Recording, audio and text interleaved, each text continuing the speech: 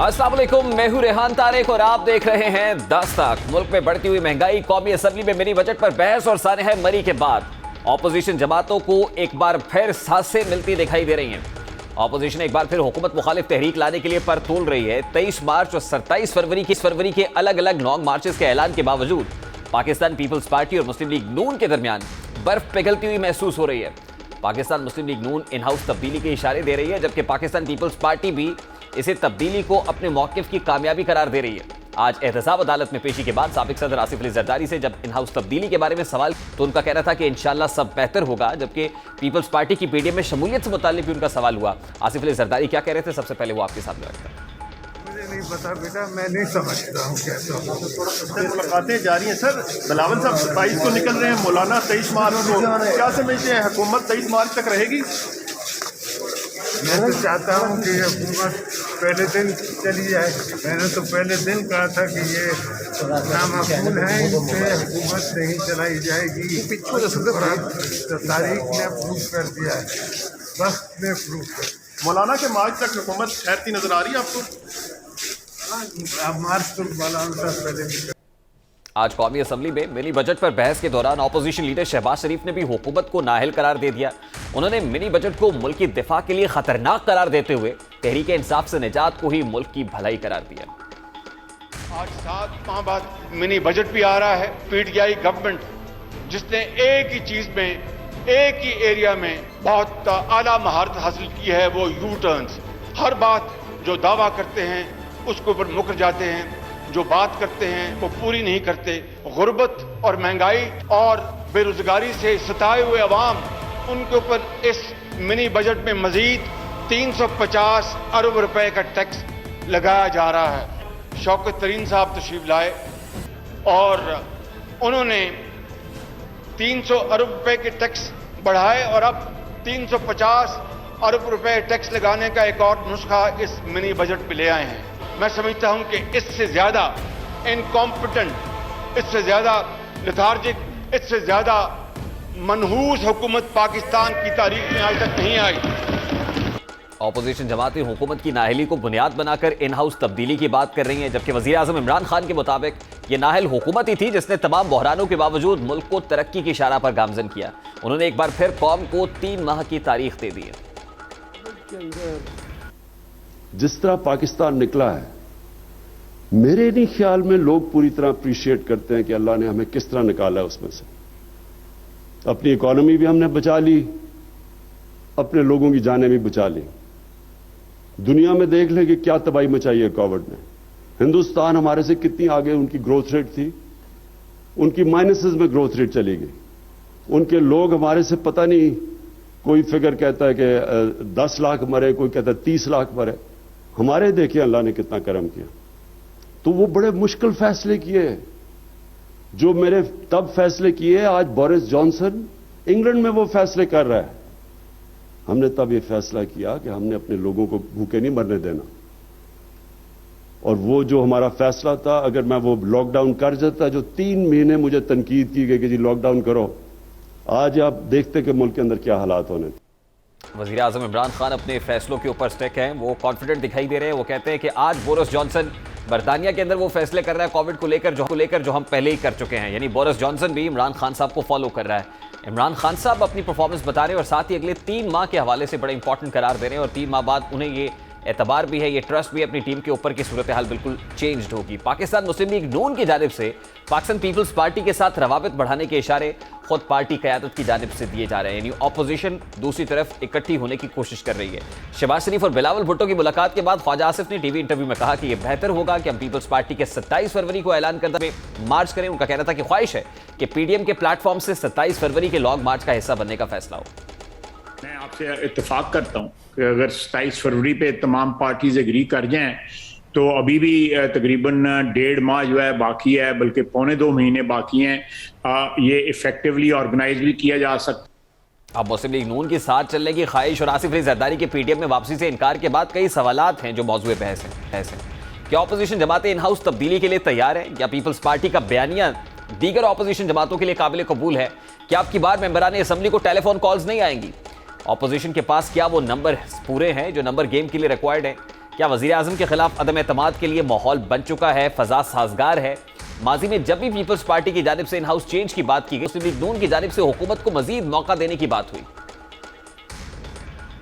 Muslim League Noon personally I think, मैं तो ये चाहती हूँ ये 5 साल अपने पूरे करें, क्योंकि एक दफ़ा अवाम को इनके पास शहीद बनने का कोई रास्ता ना हो, ये अवाम को ये कहने के काबिल भी ना रहें कि जी हम तो ये करना चाहते थे, हम तो ये करना चाहते थे। आज 3 साल हो गए इनकी हुकूमत को, मैंने आज तक इनके मुंह से कभी ये नहीं सुना कि हम ये कर चुके हैं। आज तक हम वो इलेक्शन वाली स्पीचेस सुन रहे हैं। 3 साल में कुछ नहीं किया, वो अगले 2 साल में भी कुछ ना करने की सलाहियत उसमें है, वो कुछ नहीं करेगा। मैं नहीं समझता हूं कि अदम एतमाद हो सकता है जब तक एस्टेब्लिशमेंट का असर रहेगा सियासत में। ज्वाइंट सिटिंग के बाद ज़ाहिर कुछ तब्दीलियां हो गई, कुछ शख्सियात जिन पर आप बाकायदा तौर पर डायरेक्ट तनकीद करती है नून लीग, उनके तबादले हो गए। 20 नवंबर गुजर गया, उसके बावजूद भी आपको यह एतराज है?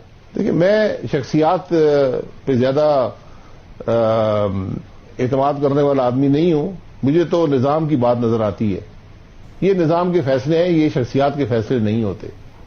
तो जब ये एहसास होगा, ये निजाम के फैसले हैं, शख्सियात के फैसले नहीं, तो सवाल तो ये भी है कि निजाम का फैसला अब क्या है? जहां अपोजिशन जमातें हुकूमत मुखालिफ तहरीक के लिए माजी के तजादात, शिकवे और शिकायत दूर करके यकसुई का तासुर दे रही हैं, वही हुकूमत भी अपोजिशन को टफ टाइम देने के लिए तैयार है। आज इसी हवाले से वफाकी काबीना ने नवाज शरीफ की वतन वापसी में ताखीर पर अपोजिशन लीडर शहबाज शरीफ के खिलाफ रजू करने की मंजूरी देती है।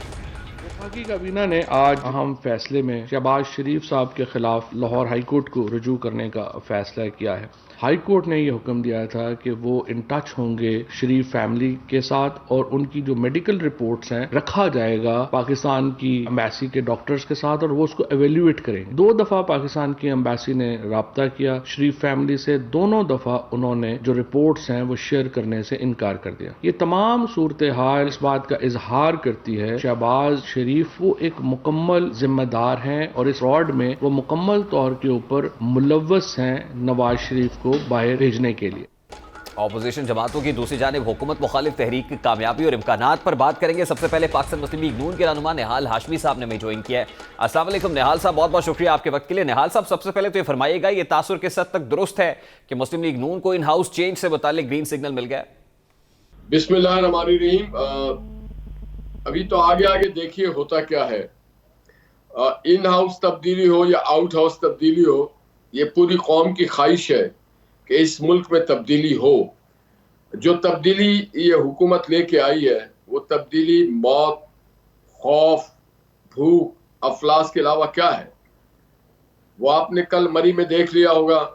तो ये तो पूरी कौम की ख्वाहिश है, सिर्फ हमारी ख्वाहिश नहीं है। तो हमसे जो होगा बन पड़ेगा इस मुल्क के बेहतरी के लिए, आवाम की खुशहाली के लिए और महंगाई के खात्मे के लिए वो हम करेंगे। लेकिन निहाल साहब, मुस्लिम लीग नून तो एट द सेम टाइम खुद चाहती है कि हुकूमत को मजीद वक्त देना चाहिए। मरियम नवाज साहिबा का स्टेटेड पोजीशन है कि हुकूमत को 5 साल पूरे करने चाहिए। वो ये समझती है कि हुकूमत को मजीद वक्त देना चाहिए ताकि अपने वजन से चली जाए। देखिए, वो अपनी जगह बिल्कुल मरियम बीबी जो बात की थी वो ठीक की थी उन्होंने, कि जो लोग सियासत को समझते नहीं है उसकी बहुत सारी चीजें उनके इदराक में नहीं होता है। उनको ये पता चलना चाहिए कि इसी तरह नारा लगा के सियासत को नहीं किया जा सकता, ना मुल्क को चलाया जा सकता। मगर साथ साथ ये भी है कि जिस हालात से मुल्क आज दो चार है उसमें फिर हमारी तजरियात भी जो है वो चेंज होती रहती हैं और चेंज होना चाहिए। क्योंकि अगर हम सिर्फ ये देखना चाहें या किसी को बताना चाहें उससे हमें बड़ा नुकसान भी होता है। जिस तरह से अभी आपने देखा होगा इकॉनमी का नुकसान हुआ, आपने देखा होगा कि मुल्क में लॉ एंड ऑर्डर की सिचुएशन ख़राब हुई, आपने देखा होगा कि टूरिज्म हमारे मुल्क में जिस तरह का नक्शा पेश किया गया उससे बिल्कुल बर्बाद होने का खदशा है। आपने देखा होगा जिस तरह से माली मामलात को आपने IMF के हवाले कर दिया।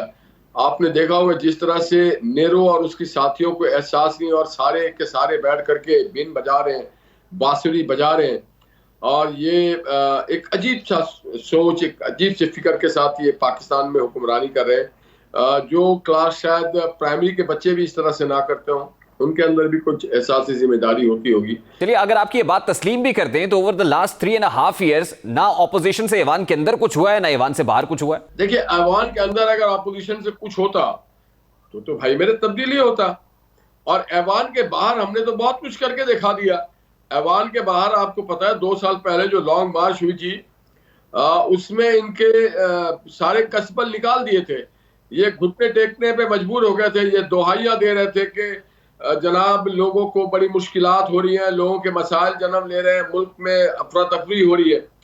तो हमने बाहर भी, और फिर जो इलेक्शंस हुए तो अपोजिशन ने तो बता दिया कि 8 में से 7 अपोजिशन ने इलेक्शन जीते, और फिर बल्दियाती इलेक्शन हुए उसमें भी अपोजिशन ने बता दिया, जो कैंटोनमेंट बोर्ड के इलेक्शन हुए उसमें भी हमने बता दिया कि हम आपको माने इजीली जाने नहीं देंगे, हम एक रखते हैं हैसियत और अवाम हमारे साथ है। लेकिन निहाल साहब, बावजूद इसके हुकूमत तो अपनी जगह पर कायम है, तो हुकूमत को घर भेजने के लिए आपके पास क्या फॉर्मूला है? कोई लॉन्ग मार्च है, इन हाउस चेंज है, इस्तीफे हैं, आपके पास क्या स्ट्रैटेजी है?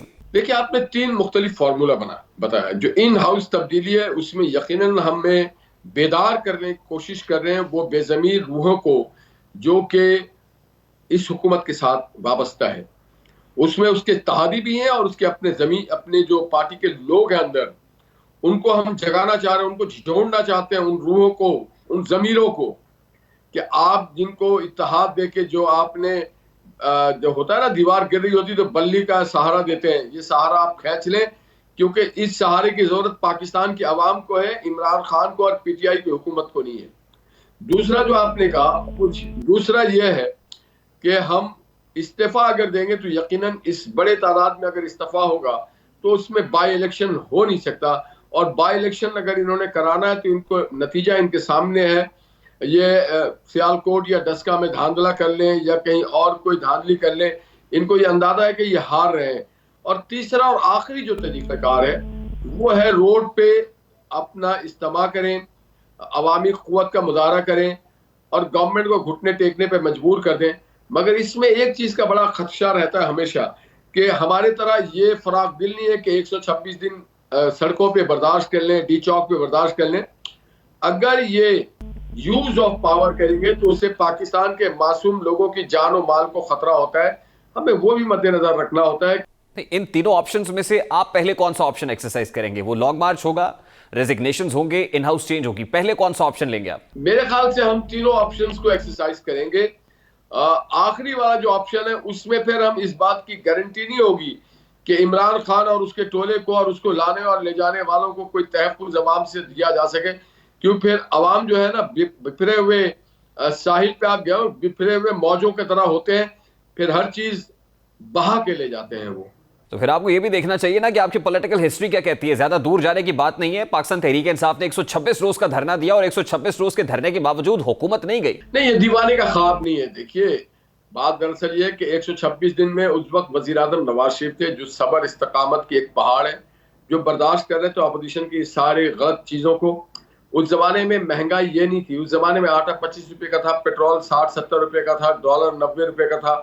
उस जमाने में बेरोजगारी का ये आलम नहीं था, उस जमाने में बदमनी का ये आलम नहीं था, उस जमाने में मरी जैसे सानियात नहीं होते थे, उस जमाने में लॉ एंड ऑर्डर के हाल नहीं होता, उस जमाने में कोई वसीम अकरम प्लस नहीं हुआ करता था, उस जमाने में तरक्याती काम होते थे, उस जमाने में सीपैक को लाया जा रहा था, उस जमाने में पार्लियामेंट मजबूत और मौसर थी कि हर मामले को प्राइम मिनिस्टर मोहम्मद नवाज शरीफ साहब पार्लियामेंट में ले जाकर उसको डिस्कस करते थे और वहीं से मसाइल का हल को तलाश करते थे।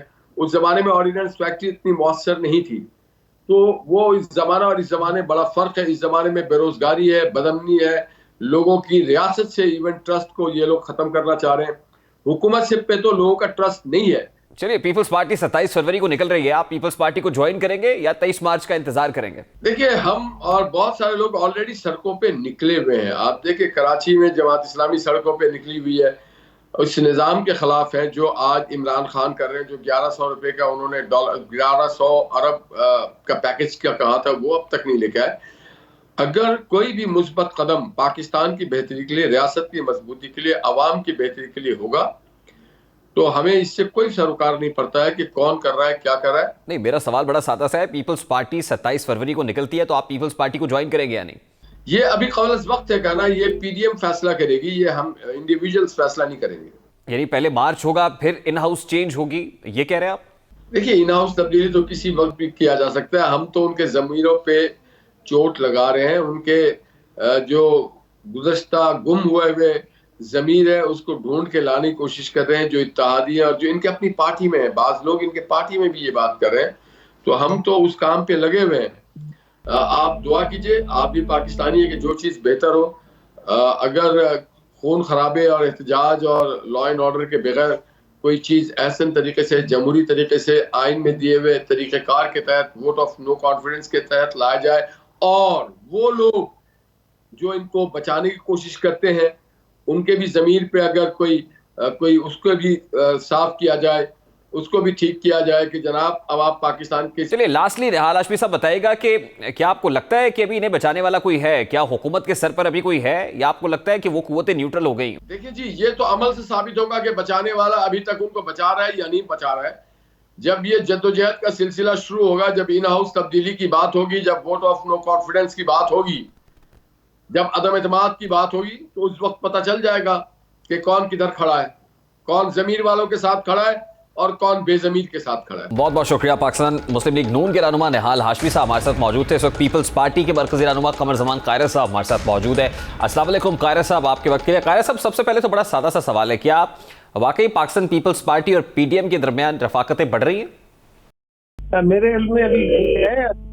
तब लाहौर से गए थे और हमने अपने तौर पे 27 फरवरी की अपनी डेट दी थी, मार्च की, और हम हुकूमत के खिलाफ एहतजाज करने जा रहे हैं।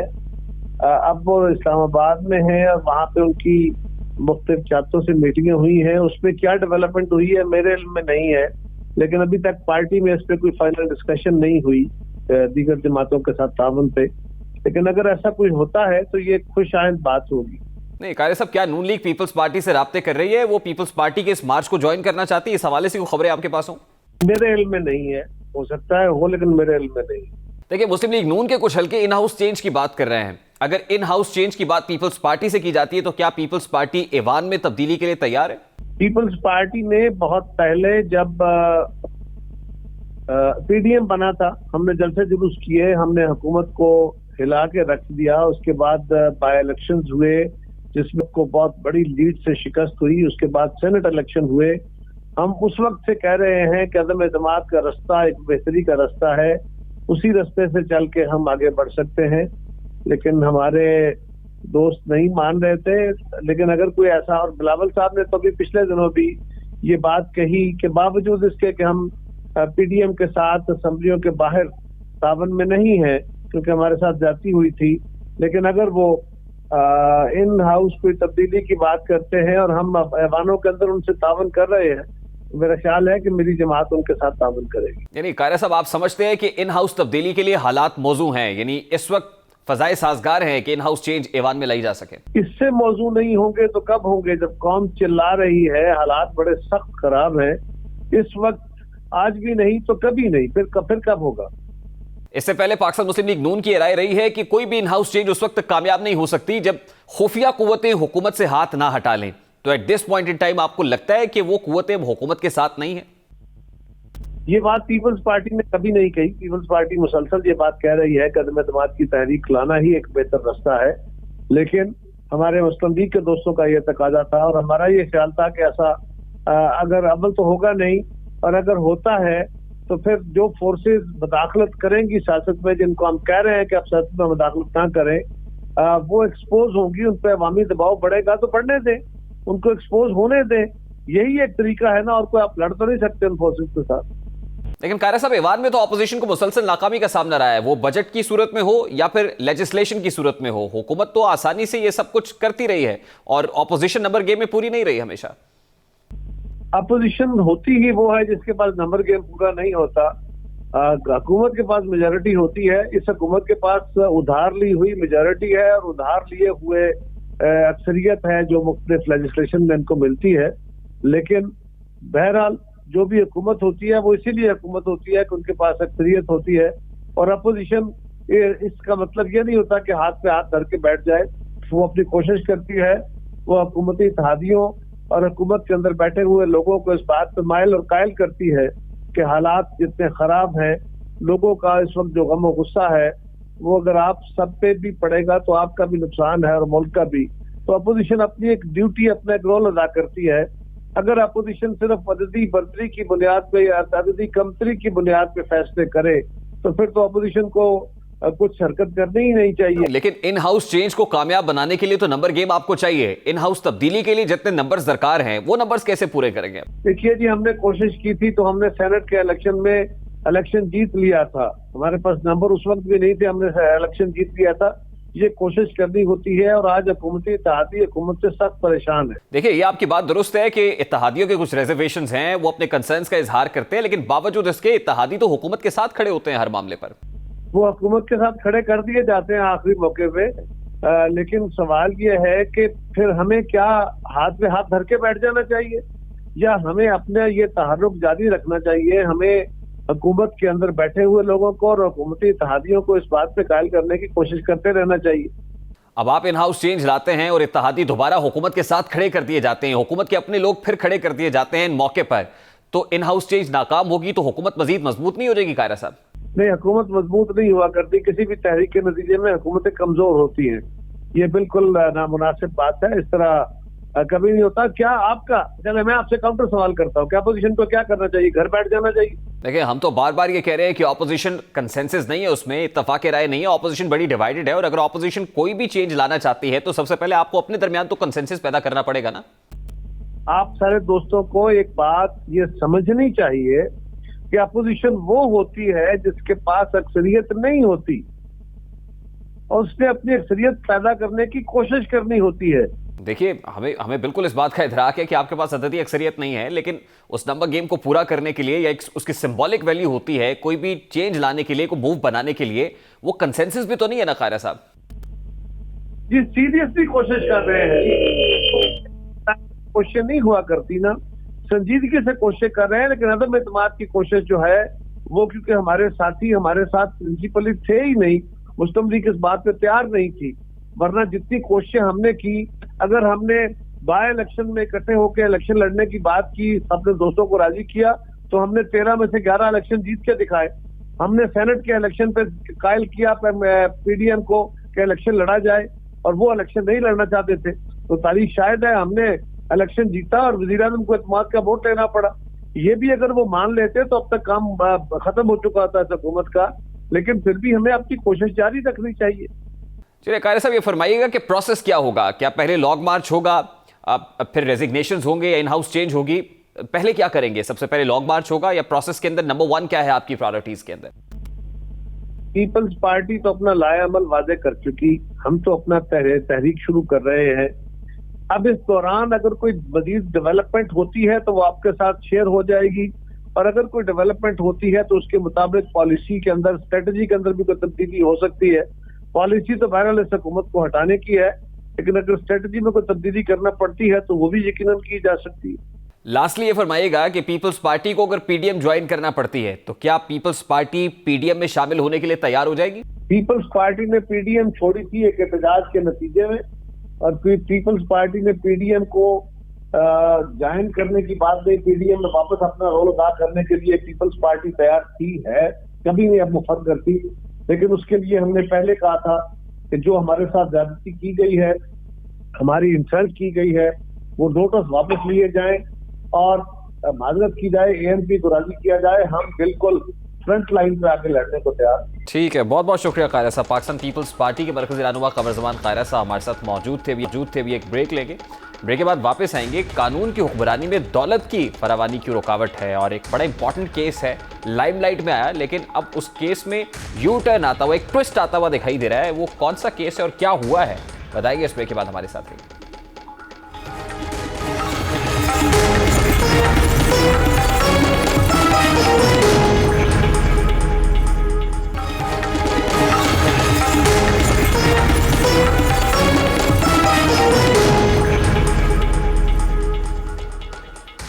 हमारी जंग है कानून की बालादस्ती पाकिस्तान में कायम करने की। वो मुश्किल जंग है, वो एक दिन में नहीं होती। कार्टेल्स बने हुए हैं, माफियाज बैठे हुए हैं, पॉलिटिकल माफियाज बैठे हुए जो कानून के नीचे नहीं आना चाहते।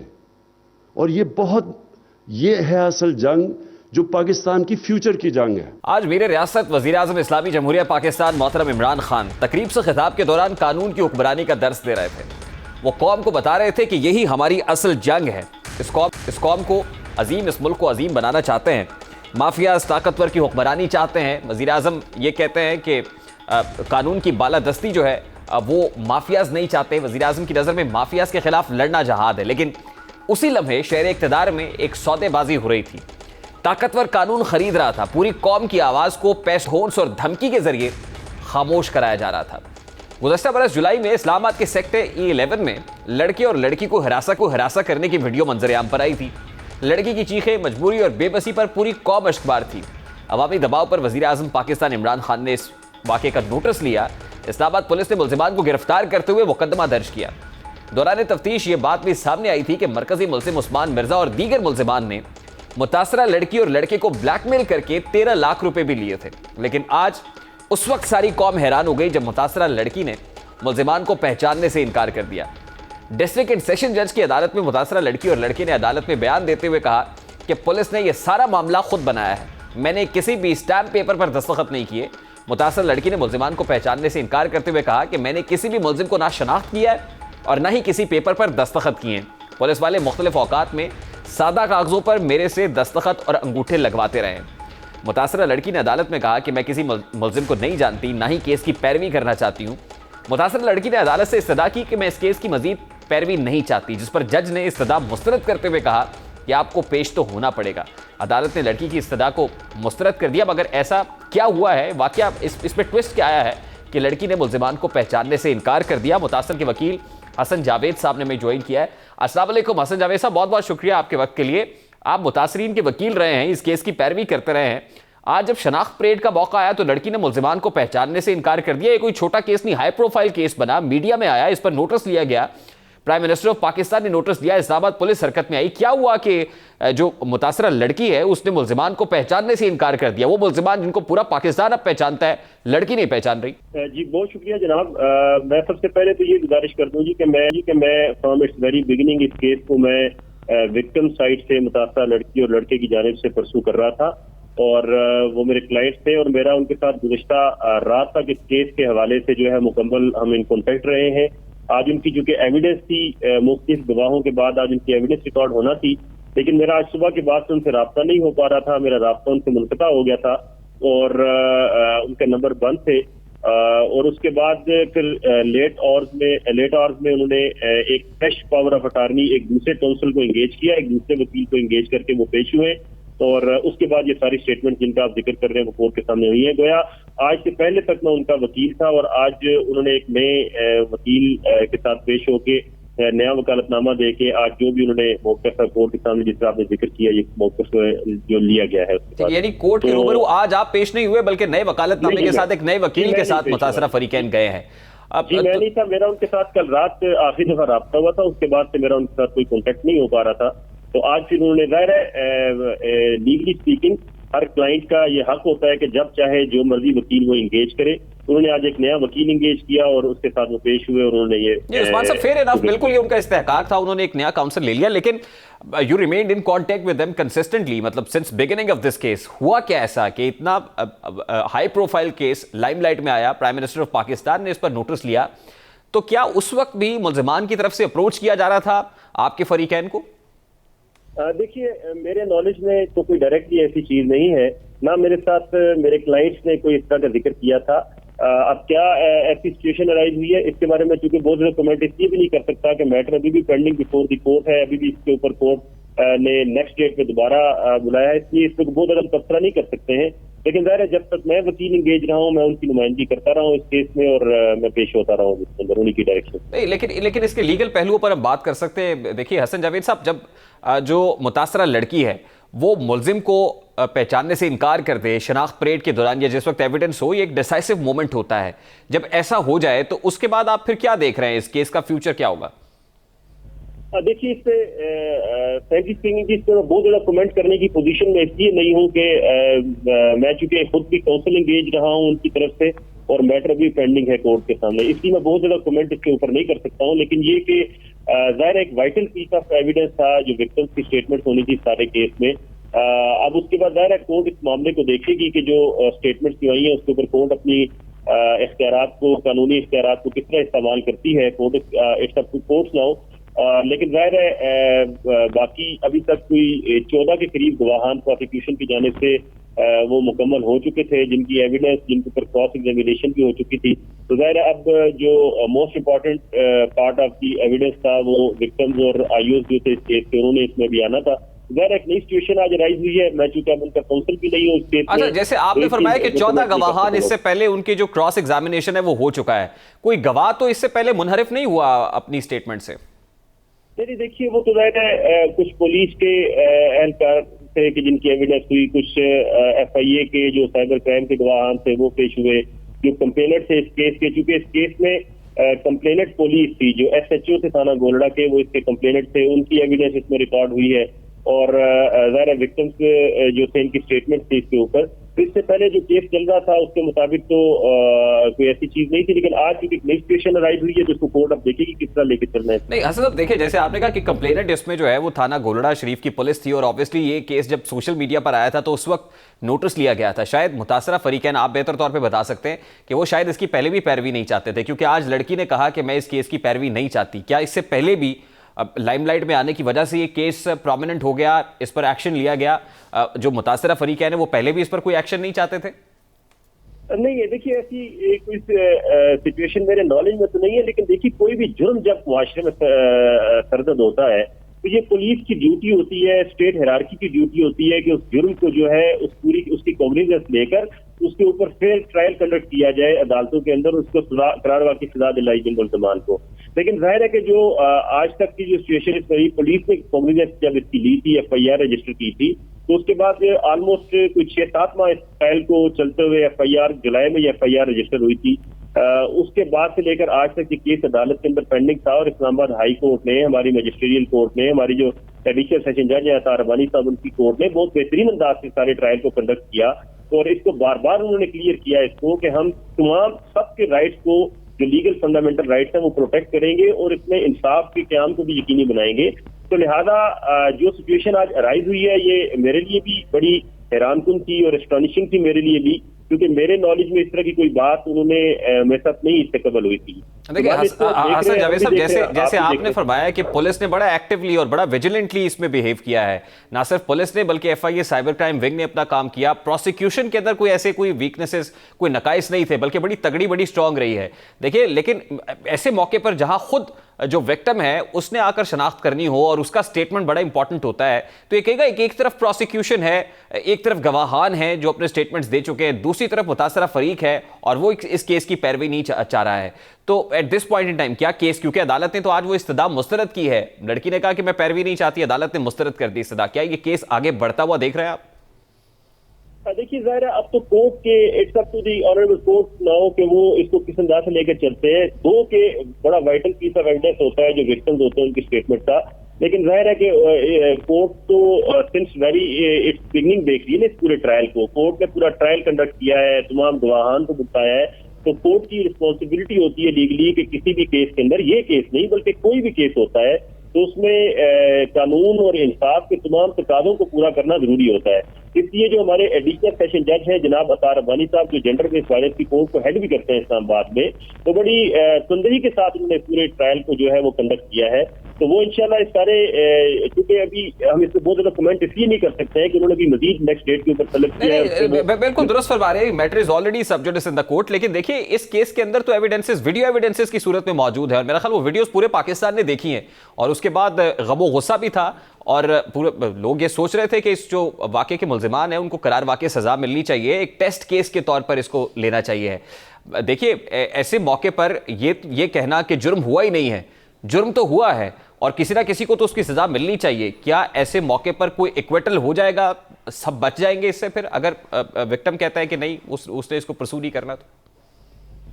तो देखिए जी, इसमें तो मैं इसकी गुजारिश कर रहा हूँ ना कि ये तो अब अदालत से फैसला करना है, जो तमाम पूरे रिकॉर्ड को देखते हुए और इन स्टेटमेंट्स को भी देखते हुए, जाहिर है अब अदालत पूरी तफसील से सारी एविडेंस को देख के, तमाम बयानात को, साबका मौजूदा जो भी चीजें होंगी उनको देख के फिर रिपोर्ट को उसके ऊपर फैसला करेगी। लेकिन ये लीगली स्पीकिंग ये हम बात कर सकते हैं कि जो विक्टिम्स की एविडेंस होती है वो बड़ा वाइटल पीस ऑफ एविडेंस होता है, उसकी बड़ी वर्थ होती है। लेकिन इस केस के अंदर जब ये सिचुएशन आज अराइज हुई है, जो कि फॉर श्योर कोर्ट के लिए भी और हमारे लिए भी थोड़ी एस्टॉनिशिंग थी, हैरान कुन थी, बड़ी सडन थी। तो इसको बहरहाल इसको आप कोर्ट देखेगी। अच्छा हसन साहब, लास्टली ये फरमाइएगा कि इस केस में 2 मुतासरीन है, एक लड़का है और एक लड़की है। वो लड़के का इस हवाले से क्या पॉइंट ऑफ व्यू है, क्या वो भी सामने आ सका है, और अगर वो ये चाहता है कि इसको परसू करना चाहिए आगे, तो कैसे देखते हैं फिर आप? जी, इसमें देखिए, मैं उन दोनों की तरफ से मैं इस केस में उनको रिप्रेजेंट करता रहा हूँ फ्रॉम इट्स वेरी बिगिनिंग। और क्योंकि आज तो मैं कोर्ट में नहीं था, क्योंकि उन्होंने नए काउंसिल इंगेज कर लिए थे और they have very right to do so, उन्होंने उनके साथ वो पेश हुए हैं। जो मेरी मालूमात है, शायद दोनों मुतासरीन से वो पेश हुए हैं। उसमें लड़की की स्टेटमेंट हुई है, लड़के की स्टेटमेंट शायद कंप्लीट नहीं हो सकी, या मुझे क्योंकि इसका बहुत ज़्यादा नॉलेज नहीं है, लेकिन मेरा ख्याल है कि वो दोनों आज पेश हुए हैं, जो मेरी मालूमात है। और अगर मैं गलत नहीं हूँ तो मेरा ख्याल दे आर मैरिड कपल ना हो, मेरा ख्याल इन दोनों की शादी हो चुकी है शायद। Information they are married. ठीक है। और ये दोनों इकट्ठे अदालत के रूबरू पेश हुए और इनका ये एक कंसेंसस है इस स्टांस के ऊपर कि वो इसको परसू नहीं करना चाहते। जो मेरी मालूमात है उसकी अब तक ऐसी जो रिपोर्ट हुआ मीडिया में, क्योंकि मैं आज कोर्ट में मौजूद नहीं था, मैं एक और कोर्ट में अपने केस में बिजी था, चूंकि हम वेट करते रहे आज 1 बजे तक, इनसे रब्ता नहीं हो पा रहा था। तो उसके बाद मुझे कोर्ट में बिजी था एक और केस में, तो वहाँ मुझे इंटीमेट किसी ने किया कि वहाँ ये सिचुएशन आई हुई। बहुत बहुत शुक्रिया हसन जावेद साहब, बहुत शुक्रिया आपके वक्त के लिए। हसन जावेद साहब हमारे साथ मौजूद। इंटरेस्टिंगली वो कह रहे हैं कि अब वो इन मुतासरीन के काउंसिल नहीं है, उन्होंने एक नया वकील कर लिया, और कह रहे हैं कि कल रात 10 बजे तक लड़के और लड़की के साथ इनका रब्ता था, लेकिन उसके बाद वो फ़ोन बंद हो गया। जब वो स्विच ऑन हुआ, वो ये कॉल्स करते रहे, लेकिन उनकी तरफ से पिक नहीं किया गया। फिर कोर्ट के अंदर एक नए वकालतनामे के साथ एक नए वकील पेश होते हैं, और फिर जब प्रोसीडिंग्स आगे बढ़ती हैं तो इंकशाफ होता है कि लड़की ने जो मुल्जिमान हैं उनको शनाख्त करने से इनकार कर दिया, और अदालत से इस्तदा की है कि इस केस को मजीद इसकी पैरवी वो नहीं करना चाहती, इसको ख़त्म किया जाए। लेकिन अदालत ने इस इस्तदा को मुस्तरद किया है।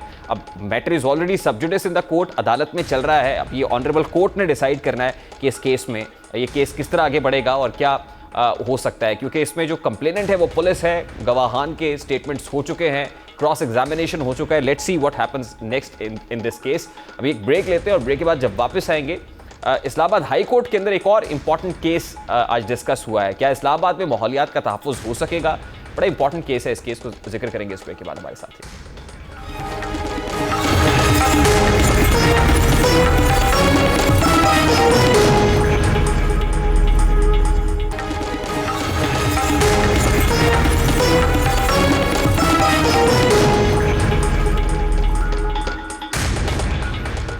Welcome back. आज इस्लामाबाद हाई कोर्ट में मार्गला हिल्स नेशनल पार्क में कायम तजावुजात के खिलाफ अहम केस में चीफ जस्टिस अतर मिनल्ला ने बड़ा फैसला दे दिया है।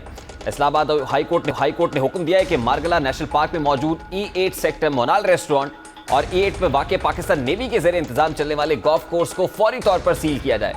अदालती फैसले के असिस्टेंट कमिश्नर सिटी ने मोनाल रेस्टोरेंट को सील कर दिया। ये फैसला आया और उसके बाद मोनाल रेस्टोरेंट जो है वो असिस्टेंट कमिश्नर की जानिब से सील किया गया। आज अदालत ने इस्लामाबाद के मार्गला हिल्स नेशनल पार्क की 8000 एकड़ जमीन पर मिलिट्री लैंड डेवलपमेंट की मिल्कियत का दावा मुस्तरद करते हुए एनवायरमेंटल प्रोटेक्शन एजेंसी को यहां पर तामीरात से होने वाले नुकसान का तखमीना लगाकर रिपोर्ट अदालत में पेश करने की हिदायत भी की है। समाअत के आगाज में वफाकी सेक्रेटरी दाखिला, वफाकी सेक्रेटरी दिफा और चेयरमैन CDA अदालत में पेश हुए। चीफ जस्टिस अतर मिनल्ला ने रियासती जमीन पर तजावुजात के खात्मे पर अदालत हैरानी का इजहार किया। उन्होंने रिमार्क्स दिए कि जो कुछ हो रहा है वो शॉकिंग है। वफाकी सेक्रेटरी दाखिला से मुखातिब होते हुए चीफ जस्टिस ने रिमार्क्स दिए कि अदालत आपको बुलाती है, फैसले देती है, लेकिन इस्लामाबाद में लाकानूनियत है। रियासती जमीन पर तजावुजात से मुतालिक फैसले पर भी अमल नहीं हुआ। क्या अच्छा लगता है कि हम हर केस में तौहीन अदालत की कार्रवाई शुरू करें? चीफ जस्टिस ने रिमार्क्स दिए कि इस्लामाबाद में आर्म्ड फोर्सेस के 3 नए सेक्टर्स बने हैं, इन्हें कौन देखेगा? चीफ जस्टिस ने सवाल किया कि फोर्सेस के सेक्टर्स में भी तमाम कवानीन लागू होते हैं, क्या कवानीन पर अमल दरामद हो रहा है? एयरफोर्स ने जितनी तामीरात की हैं क्या CDA से मंजूरी ली है? सेक्रेटरी दिफा मौजूद हैं, उनके तहफ़्फ़ुज़ात भी सुनने और कानून पर सख्ती से अमल दरामद कराएं। हो सकता है कि उनके कुछ सिक्योरिटी तहफ़्फ़ुज़ात हों। सेक्रेटरी दिफा ने अदालत को बताया कि नेशनल पार्क में बसने वाले शहरियों की तरफ से भी तामीरात और तजावुजात हो रही हैं, जबकि चेयरमैन CDA का कहना था कि हर इदारे ने कहीं ना कहीं तजावुजात कर रखी हैं।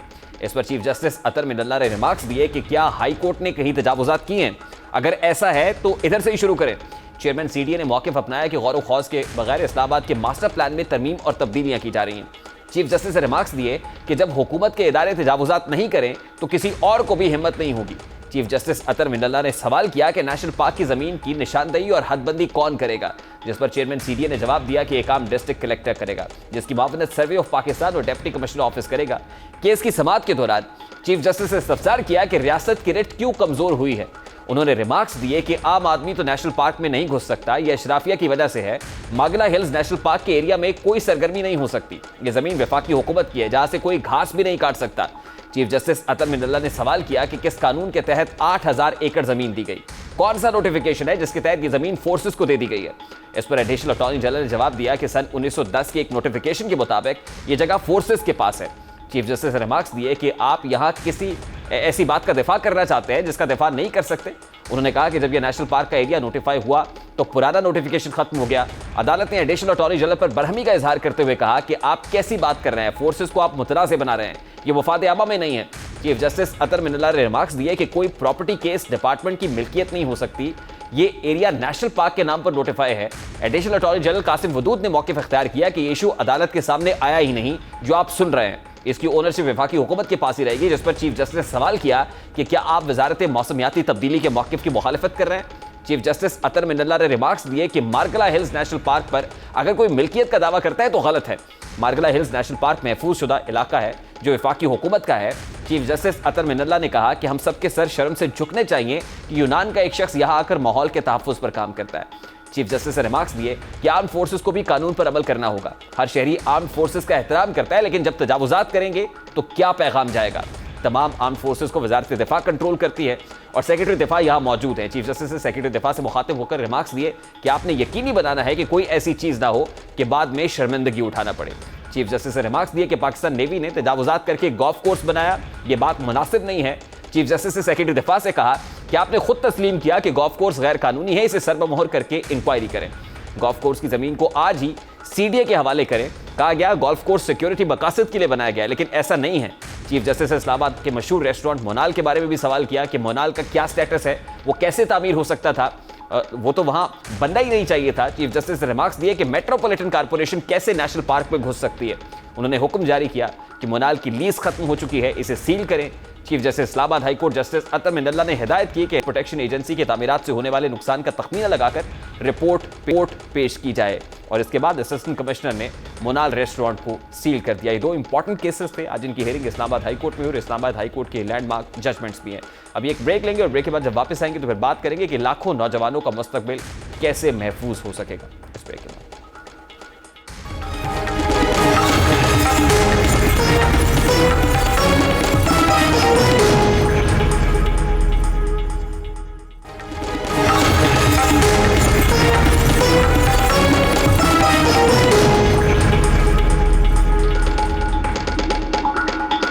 Welcome back. Higher education commission ने एक माह के बाद सुप्रीम कोर्ट ऑफ पाकिस्तान के अहकामात पर अमल दरामद का आगाज कर दिया है। सुप्रीम कोर्ट के हुक्म पर हायर एजुकेशन कमीशन ने एक बार फिर कौमी अखबारात में इश्तिहार के जरिए तलबा और उनके वालिदैन को जाली तालीमी इदारों में दाखिला लेने से खबरदार कर दिया है।